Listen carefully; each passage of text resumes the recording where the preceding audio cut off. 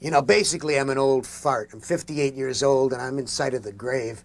And as the shadow deepens over me, I think back to some of the lost treasures. The lost treasures that live here in memory, here in the perfect video cassette, rather than in phosphor dot immediacy on the idiot tube and are gone forever.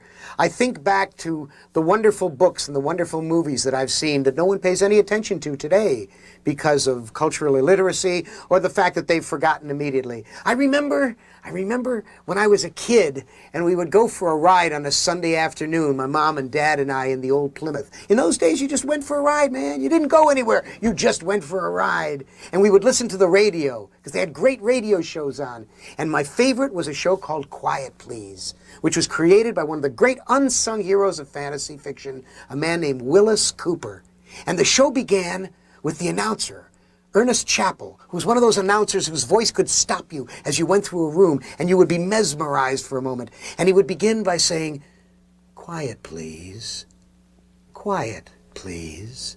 And on this Sunday, he said a line that I have never forgotten. He said, "There is a place just 5 miles from where you now stand that no human eye has ever seen. 5 miles down." And the chill that went up my spine that Sunday afternoon is the chill I just felt.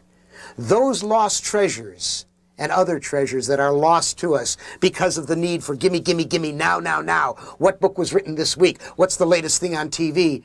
Are the treasures that we need to remember.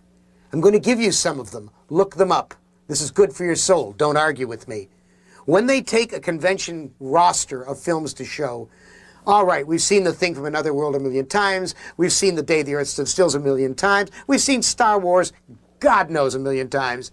But what about Seconds? What about that gorgeous film based on David Ely's book, shot in black and white by James Wong Howe, with, of all people, Rock Hudson? This astonishing story of a man who gets to relive his life. You've never seen it? Oh, go look up Seconds. How about Dark Crystal? The only fantasy that has worked. All the rest of them don't work. Willow, Excalibur, all the rest of them, they suck. But Dark Crystal works.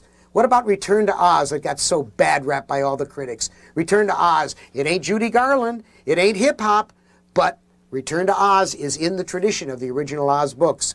Dune, don't sell it short. You watch years to come. It will have a vision that others will say, that was a film. Then you got Curse of the Demon, directed by Jacques Tourneur. Oh, based on M.R. James casting the runes, there are scenes in that will blow you out of your socks. If, the Lindsay Anderson movie with Malcolm McDowell. How about The Last Days of Man on Earth, based on Michael Moorcock's Jerry Cornelius stories? And The First Men on the Moon, the Ray Harryhausen film, with that wonderful Lionel Jeffries performance. Yeah, those are great films. You can get them. They're all on video cassette. And writers, don't talk to me about Lois McMaster Bujold and her writing this week. Don't talk to me about the latest Star Trek novel. I don't want to know from that.